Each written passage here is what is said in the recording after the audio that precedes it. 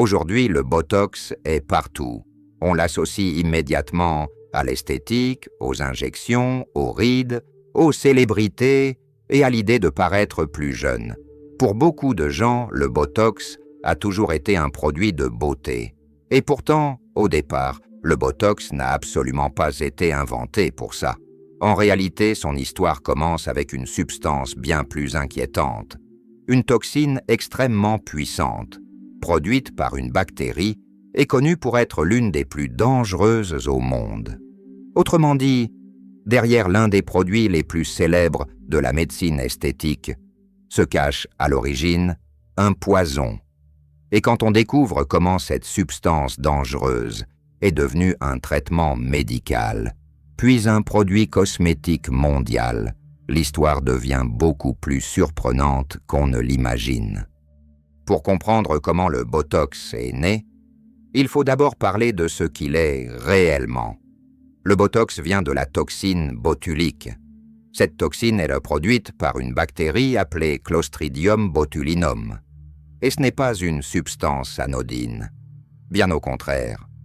La toxine botulique est connue depuis longtemps pour sa dangerosité. À forte dose, elle peut provoquer le botulisme, une maladie grave qui attaque le système nerveux et peut entraîner une paralysie.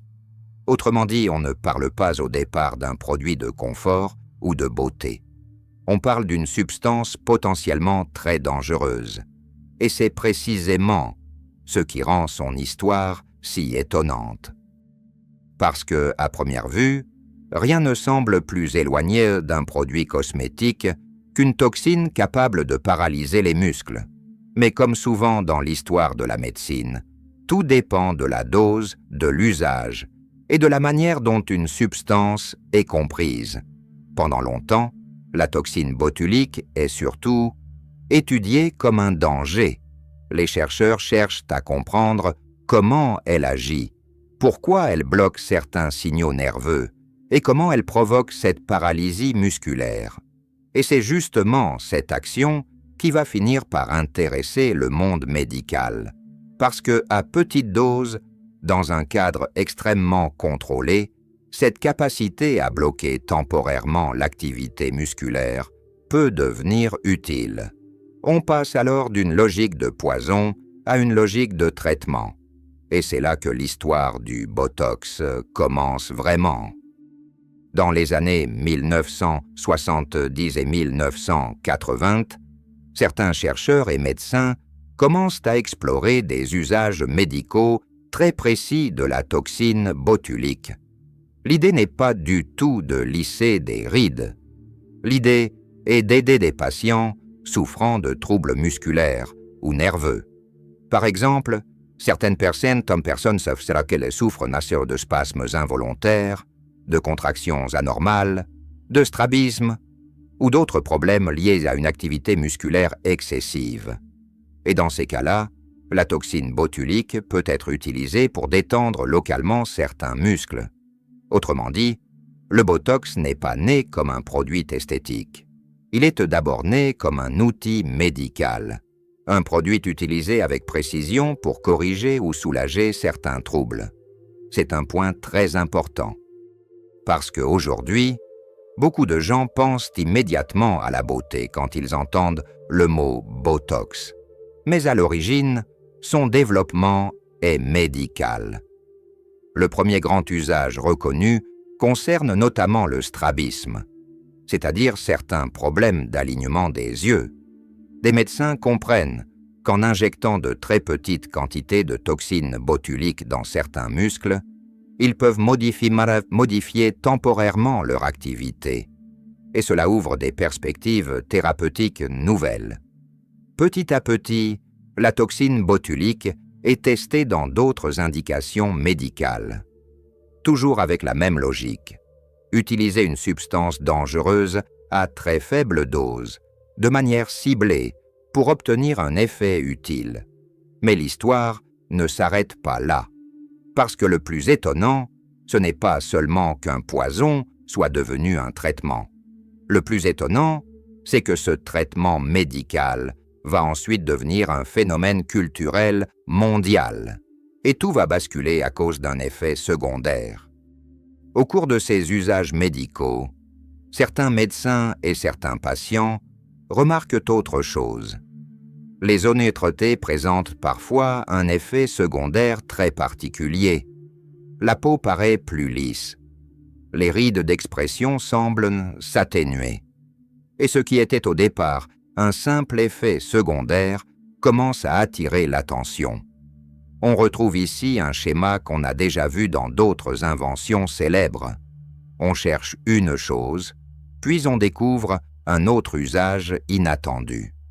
Le Botox n'est donc pas devenu célèbre pour sa fonction d'origine. Il est devenu mondialement connu parce qu'un usage secondaire a fini par prendre une place énorme. Dans les années 1990, puis surtout au début des années 2000, l'usage esthétique du Botox explose. La médecine esthétique s'en empare, les médias s'en emparent, les célébrités s'en emparent, et le mot Botox devient presque un symbole culturel. Très vite, il dépasse même le simple cadre médical. Il devient un mot du langage courant, un produit associé à la jeunesse, à l'apparence, au visage, à la lutte contre le vieillissement. Et c'est là que beaucoup de gens oublient complètement son origine. Parce qu'une fois qu'un produit entre dans la culture populaire, son histoire réelle disparaît souvent derrière son image actuelle. Dans le cas du Botox, cette image actuelle est très forte, mais elle masque le fait que tout commence avec une toxine dangereuse, étudiée pour ses effets neurologiques, puis utilisée dans un cadre thérapeutique, avant de devenir un produit esthétique. Ce qui rend cette histoire fascinante, c'est justement ce renversement. Au départ, une substance dangereuse, puis un outil médical, puis un produit cosmétique mondial. C'est un parcours étonnant, et c'est aussi un excellent exemple de la manière dont la médecine transforme parfois des substances inquiétantes en traitements utiles. Le Botox montre que la frontière entre poison et remède peut être beaucoup plus fine qu'on ne l'imagine. Tout dépend de la dose, tout dépend du contexte, tout dépend de l'usage. Et c'est précisément ce qui rend son histoire aussi intéressante, parce qu'elle oblige à sortir des idées simples. Non, une substance dangereuse n'est pas forcément inutilisable. Non, un produit célèbre pour la beauté n'a pas forcément été inventé pour ça. Et non, l'histoire d'un objet ou d'un produit n'est presque jamais aussi simple que son image actuelle. Le Botox n'a donc pas été inventé pour effacer les rides. Il a d'abord été étudié comme une toxine dangereuse, puis utilisé comme traitement médical pour certains troubles musculaires et nerveux. Ce n'est qu'ensuite qu'il est devenu l'un des produits les plus célèbres de la médecine esthétique. Et c'est exactement pour ça que son histoire est bien plus surprenante qu'on ne le croit. Si cette histoire t'a surpris, pense à laisser un like et à t'abonner à la chaîne Comment c'est né. On publie une nouvelle histoire tous les 3 jours sur l'origine folle, cachée ou complètement inattendue des objets, produits et inventions que tout le monde connaît. Et dis-moi en commentaire, quel objet ou produit ultra connu tu aimerais voir dans une prochaine vidéo? On se retrouve très vite pour une nouvelle histoire.